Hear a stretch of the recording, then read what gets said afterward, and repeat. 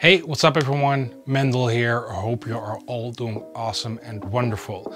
So in this video I thought I'd give you a sort of a walkthrough or like a view through or a through or whatever you call it of my studio.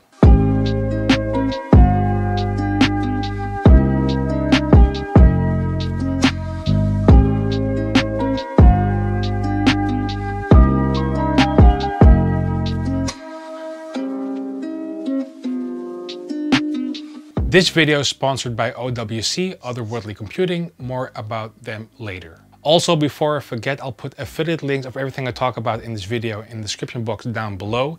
This won't cost you anything extra, but this helps out the channel. A percentage of that goes to me, supports me, so there's that. Okay, let's dive into the stuff. All right, so over here, here's the Mac Studio. This is basically the backbone of my entire system. I switched to Mac at the end of last year. So far, been loving it. A lot of the thoughts of like, why haven't I done this earlier? For me personally, it works really well. A lot of times, and I notice a lot of my friends have this as well, that you're working, for example, on a Cubase project, and I'm like, oh, that whole video project was still open, Safari was still open, and with the YouTube tab was still open, my email was still open, and this heavy Cubase project was still open, all of that, and it's not even breaking a sweat. I never heard of fans. That's the Mac Studio M1 Max with 64 gigabytes of internal memory, they call it, internal memory, because it's shared, if I'm correct. Works like a charm. It's been 9 months now, I think. Almost 9 months or 8 months, and haven't had any issues. Loving it so far. So on top of the Mac, you see the OWC Mercury.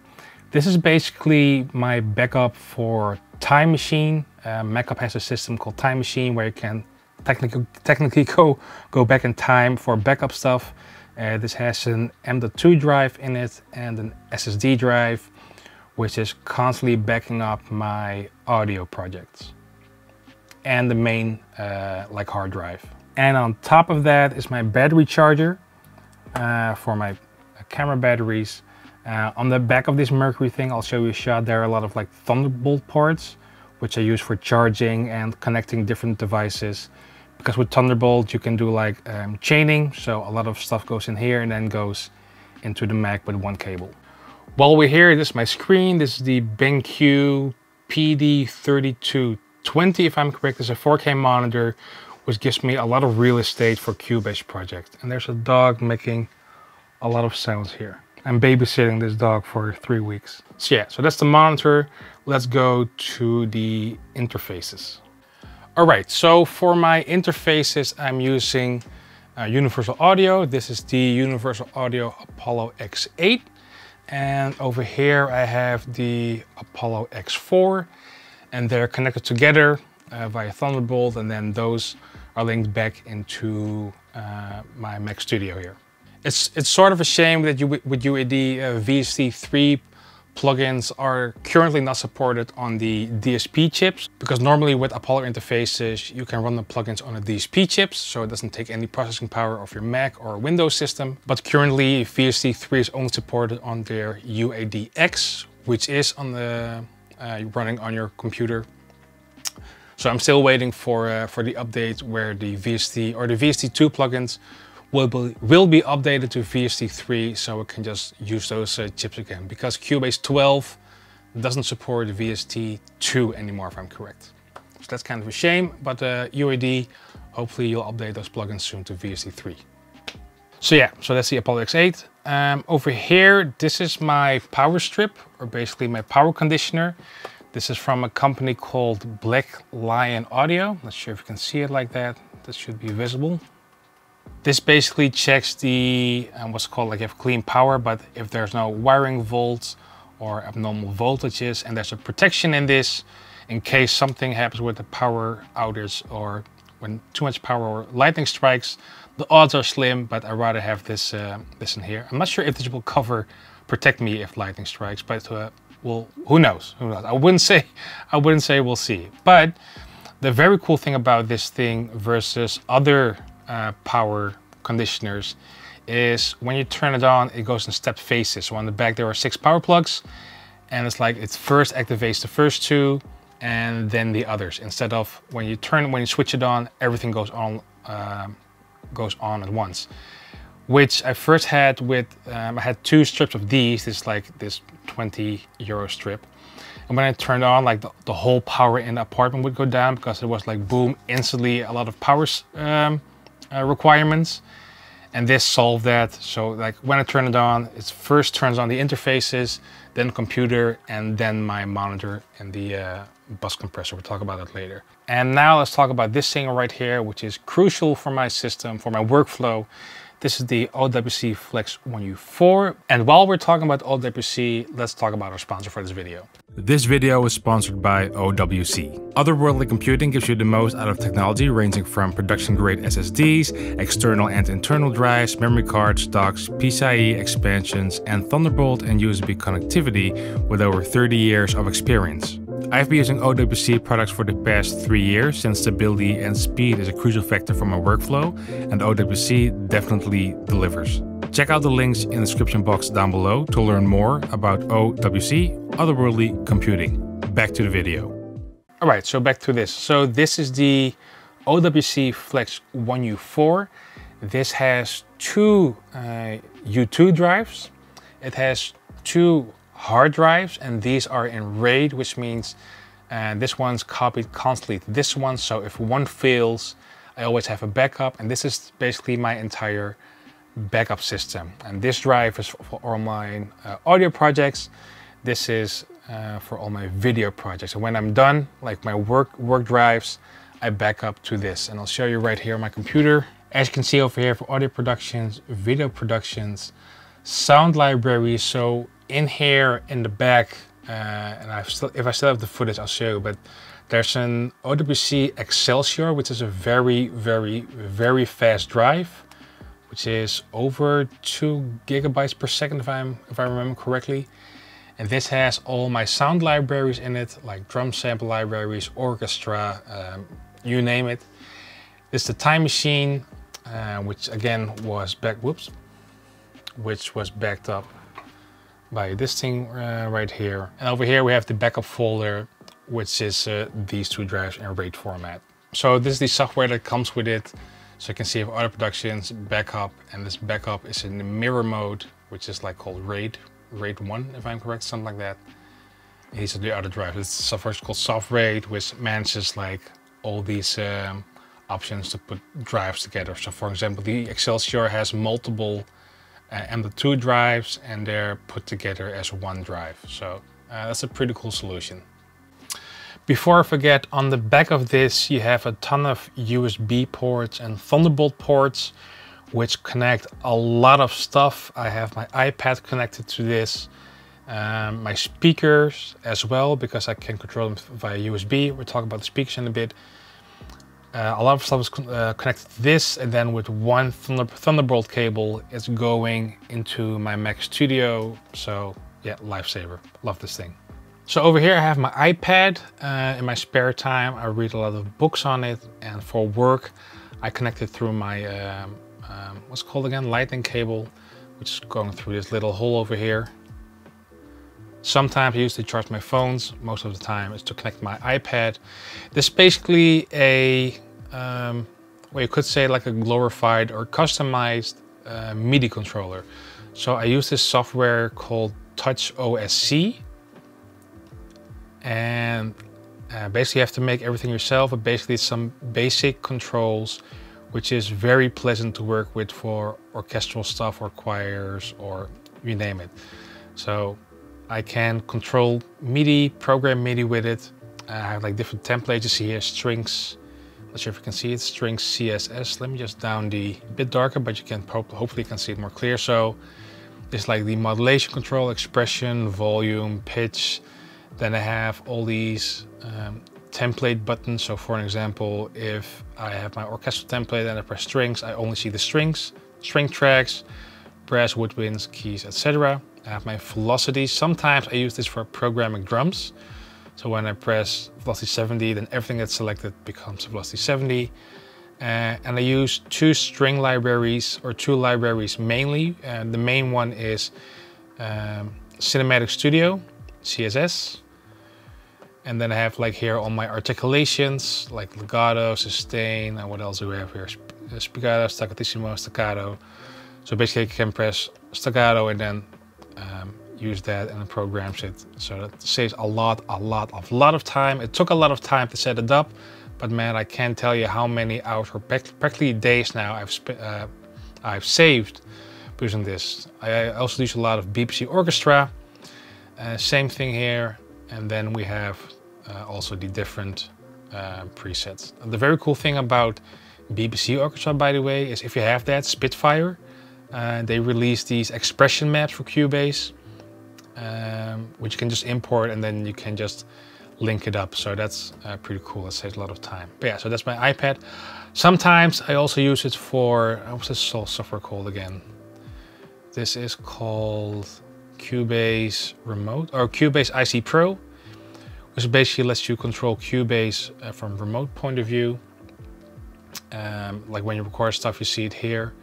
You can probably see when I drag this, then on the screen it's moving as well. And I don't see a lot of people talk about this, but this is a dream to work with.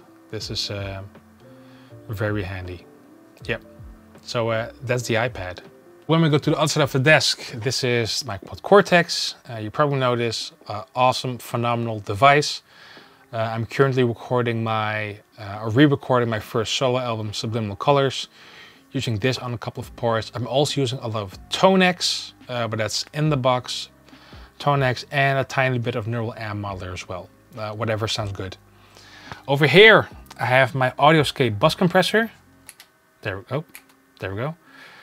This thing sounds amazing. I love bus compression. Sometimes I have it on the drum bus. Most of the time I use this for mastering. Last time I used it was a while ago. There's an album called I'm not sure what the album is called, but a band called Hellofron, and I used this on drums and on the master bus. So first on the drum bus, then exported, then during mastering I used it on the master bus. Sounds awesome. Has a cool side chaining function in here. So ideal for mixing heavy stuff where there's a lot of low end.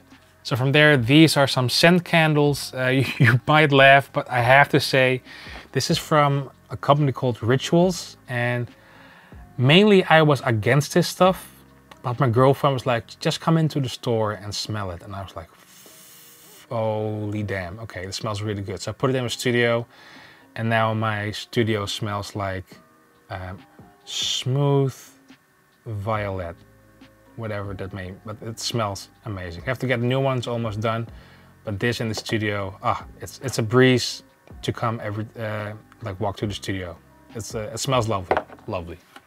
We have a small Ferrari here. This is a birthday gift my buddy WD gave me, because we always talk about someday we'll both get a Ferrari, and he's like, dude, I got you the Ferrari. Then he gave me this thing. It's very funny.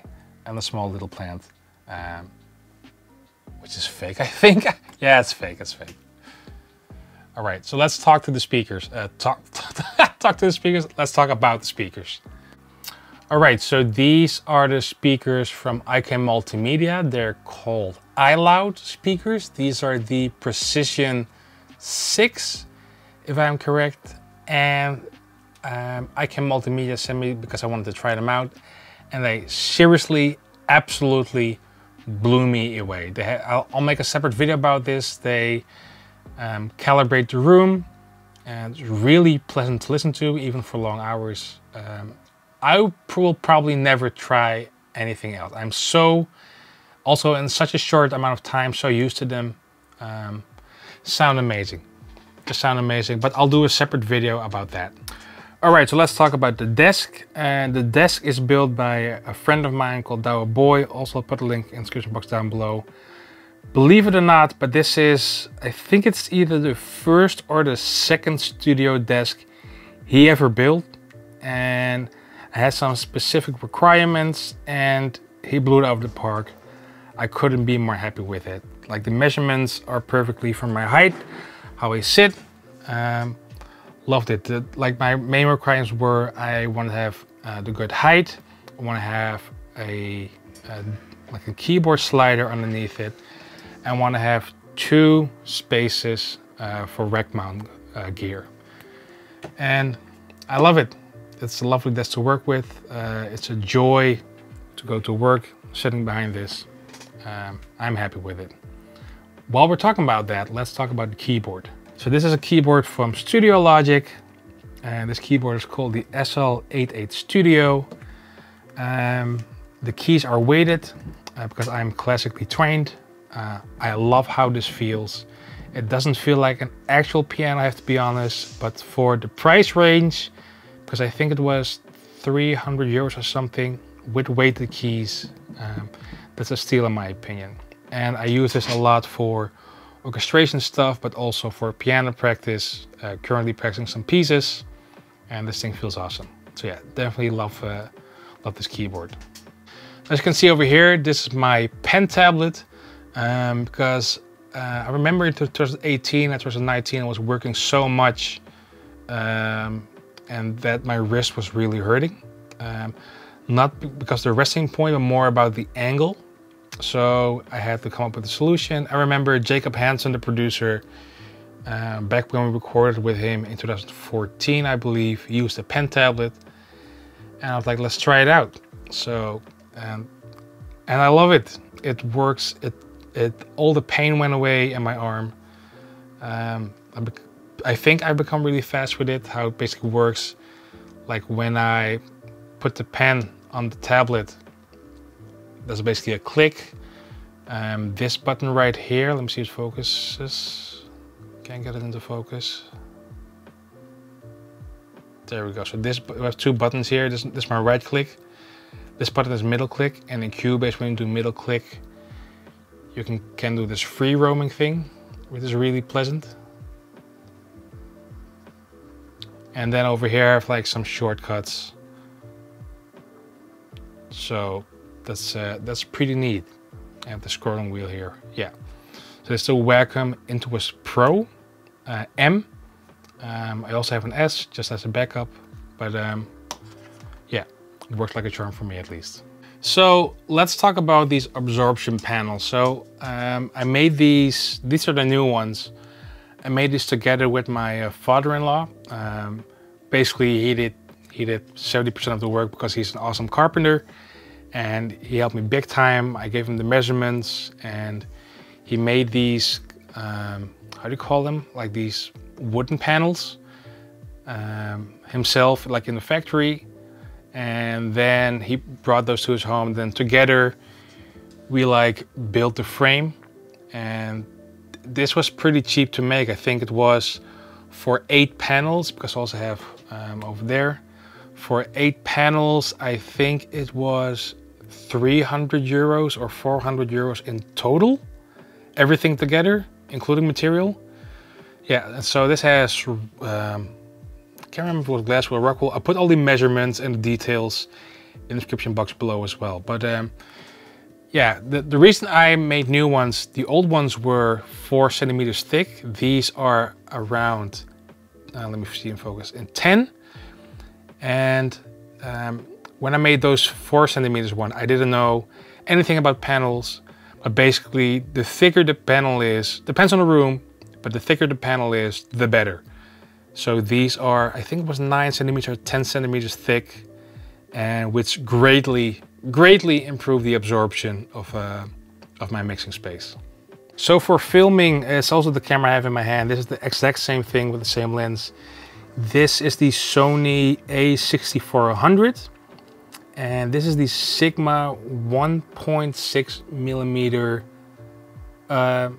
60 millimeter 1.4 aperture. Great camera. There wasn't really cheap, it was 1,000 euros per camera, but it films in 4K, great quality, lens is absolutely stunning for the stuff I need to do, so that's great. And there's the flip out thing, so I can see myself, film myself, so that's great. So I have 2 of those for the multi-shot. While talking about multi-shot, let's go to the slider. So this is my motorized slider. Currently I have not hooked up, but the cable stuff is basically over there.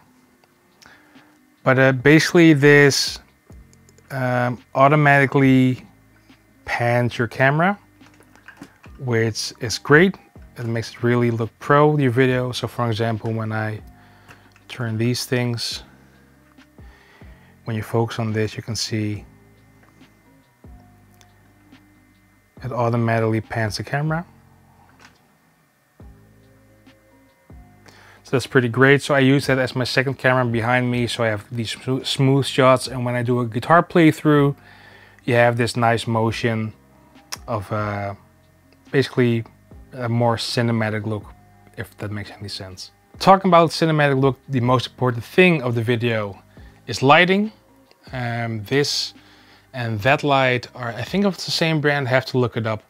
But the honeycomb grid is what really makes it less spill to the sides, make the bit look better. I can change the color, I can change the brightness. So that's a great solution. Same thing on that one. So that way I can have like nice multi-shot, well lit. This is mainly my filler. So I use that as the main from the front, and then from the back, this one has a bit more whiter tint. It's now on yellow because I always do in the front of a more yellow tint, which is now white because I was doing this different shot, because now I was looking that way. That way. Anyway, so I changed the color so that the more yellowish colors are hitting my face and the color from the back is more white. So I switched that depending if I sit behind the desk or if I sit in front of the desk. Alright, so here are the amps in my studio. We have the Road King 2, the EVH 5153, the EVH 5153 Stealth 6L6, and the EVH 5153 Stealth EL34. And spoiler alert, I don't own any of these amps. I try to keep stuff as simple, as minimalistic as possible. These amps are all borrowed. They're going back, I guess, this month. But I was working like on the Tonex pack. Currently working on a neural amp modeler pack.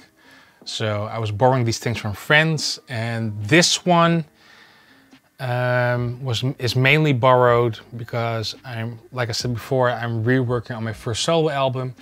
This is one of my favorite amps, so I just want to have the real amp sound on the album. And oh yeah, by the way, this amp with a precision drive pedal sounds absolutely gorgeous, absolutely insane. Makes it so tight. Yeah, so that's that. Over here I have my favorite load box. This is a prototype, but it sounds the same as the ones that are released now. This is from Driftwood, Driftwood amplifiers. Let's see if I can get it in focus. Nope. There we go, you can see it right here. Anyway, this is the load box from Driftwood amplifiers. In my opinion, this is the best sounding load box there is. It preserves the whole frequency range. It preserves all the low end. I made a comparison video. I'll put it in the link description box below, or maybe you've already seen it. But this thing, I love it. This is for reamping for bands or capturing stuff. This is my main choice. We have the Tonex pedal here. Awesome unit. When I'm gonna tour, I'm probably gonna use that and the Quad Cortex again. If I'm gonna tour again, who knows? Who knows? Okay, let's dive into some more gear here over here and some pedals. I'll grab the camera. All right, so let's start with this. This is the Synergy S1 module, where you can like load preamps of different amps. And this thing sounds so awesome. This is the Bogner Uberschall preamp. It sounded so good. I'm using it on my solo album because I love how it sounds. This is the oldest pedal I have. This is a hand-painted Fuzz Factory from ZFX. This is from 2003. Actually, almost exactly 20 years old. I'm a big Muse fan, and Matt Bellamy from Muse used this pedal a lot. I'm not sure if they still use it a lot, but this thing sounds awesome. I have the Rev G2 pedal here. I'm making a video about this soon. My buddy Glenn sent me this, so then we're gonna check this out. I think this was based on an HM2, if I'm correct. We have the Over Distortion here, a video coming soon about this, very cool thing. One of my favorite overdrive pedals, the OD820, very tight, very tight. This is probably my favorite right now, the Precision Drive. You probably know this by now, I think. It sounds awesome. It's the only pedal, in my opinion, that can make this amp sound super, super tight, especially with the attack knobs here. Awesome, awesome pedal. The good old OD820 can't lose with this. Sounds awesome on anything, but I have to say, the Precision Drive sounds better with this amp than this one.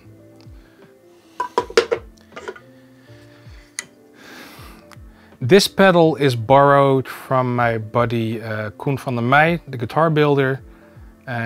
This is the Direwolf pedal. Brutal pedal, absolutely brutal. Can make anything sound tight. Has a lot of different options. Love this pedal. Really versatile.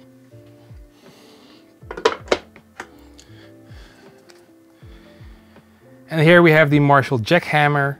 I made a special video about this, how when I started out playing as a guitar player in 2001, I think, that I tried this pedal, sold it, and then was like, okay, I really want to try this pedal again, and then was blown away how thick it can make any amp sound. Basically any amp, I have to say. But this thing, and you need to make sure you have the, what's the Chinese model or the Indian model? I think it's the Indian model. Yeah, India. That one. Yeah, sounds really sick. Has some really cool tonal options. Definitely cool to put in front of your amp. Over here we have the Red 7 Amp Central. Probably my second favorite load box. Depends if an amp is too boomy. I think this one evens it out a lot. And then here I have my guitars. Currently I'm gonna clean soon. There are no pickups, gonna change pickups. But quickly, this is the Lag Arcane. This has been my main guitar for many, many years. Currently got the Devin Townsend pickups in them. Sound phenomenal. They're really good, right, Sinne? Sinne? Doesn't care. Anyway, sounds amazing. These guitars are not built anymore, unfortunately. So this is definitely a gem. Yeah, it was sponsored by my local guitar store and we'll never sell it. Love it. This is the Carillion Zelda guitar. It has the Twilight Princess inlay, but the temples are from Ocarina of Time. Really need to clean the neck. Oh my God. But yeah, the temples from Ocarina of Time, and then basically the art style is from Twilight Princess. Not sure which pickups I'm gonna put into this. First gonna clean it and then we'll see. This is my white Lag Arcane, was called the Dildo guitar. The sticker is off now, but anyway, this one is sponsored by Lag themselves. Back when I was in aborted before I went to Carillion. Good sounding guitar, not as good as that one, because that one is called the Arcane Master Custom 3000. This is called the Arcane 3000. It has Seymour Duncan pickups in it. It's the Cold Winter or Winter pickup, forgot the name. And that's an 59 pickup, I believe. And Jazz 59, I'm not sure. Anyway, this is probably currently my favorite guitar, I think, and the oldest one. This one's from 2003. This is a Epiphone Les Paul Custom. I have the Orion Bruce pickup in the bridge and the Devin Townsend pickup in the neck. It sounds absolutely crushing. If you have been following this channel, I've been recording a song called Stab Cult. All guitars on that song are done by this thing, and it sounds absolutely insane. I dare even to say, throughout touring and last year, I tried out a lot of Gibson guitars, and this guitar beats a lot of Gibson guitars easily. It has been refretted by Koen van der Meij, the guitar where I borrowed the Direwolf pedal from. He refretted the entire guitar, and that really upgraded the whole thing. It plays, it feels like butter. Absolutely sick. Very awesome guitar. Never gonna sell it. This is the second Carillion guitar. It's called the Batman guitar. Big fan of the Dark Knight movie from 2008. I'm also going to change pickup. I'm not sure what I'm going to put into it, but I was thinking of changing the color of the body to something a bit more simple maybe. Who knows? This is a baritone guitar, 26.5 in scale, and I use this a lot for like F-sharp tuning, like really low tunings. So there's that. This is my steel string acoustic. This is a Devin guitar, as you can probably see. This thing sounds so clear and so full. I used this on a song called Returnal I wrote on my solo album, and there's another song called Nightingale. That's this guitar. It sounds phenomenal. It's really bright. I use elixir strings on all my guitars, but putting elixir on this, my goodness, sounds absolutely crushing. Love it, love it. So as you can probably see over here, I'm using a lav mic for my videos, which is from Rode, like the famous mic company, Rode mics. It's the lav mic. What's it called again? I forgot the name, but I'll put a link in the description box down below. But it's a cool wireless system where I can plug straight into the camera, so it records my voice instantly into the camera, which works phenomenally. Works really well. A bit of a no-brainer. Saves a lot of time as well. I like efficiency, if you haven't noticed. So underneath the amps and the pedals I have my drawer. Over here I have my guitar strings, basically my cleaning stuff. Let's put a light in here. Cleaning stuff, guitar pickups. The Winder Lifesaver. So that's basically that. Here I have different microphones and different stuff, some more pickups.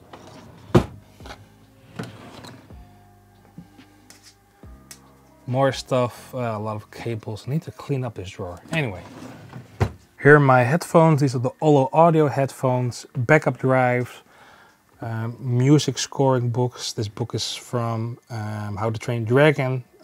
If you haven't checked the score, by the way, the music, check that out. That's an awesome book, or awesome soundtrack.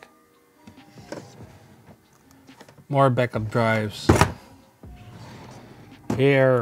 Over here we have all my guitar cables and XLR cables. I use Mogami cables, which I love how they sound. I'm soon gonna make a video about this, the Pod XT. Remember that thing? Old school. And here we have more Fishman pickups, some tools and playing cards, because I collect playing cards. That's about it. Also, before I forget, these are Hama stands for all the cameras, and this thing I forgot to name, but this thing basically has this clip that's underneath my camera, which easily lets me change how the camera sits or what angle, etc., which saves a lot of time, and I can easily switch between stands. All right, so that's basically it. I think I've showed you everything that's in my studio. Feel a burp coming up. If you have any questions about my gear or my studio or anything else, just put it down in the comments. Big thank you to OWC for sponsoring this video. And you know what? See you next time. Cheers.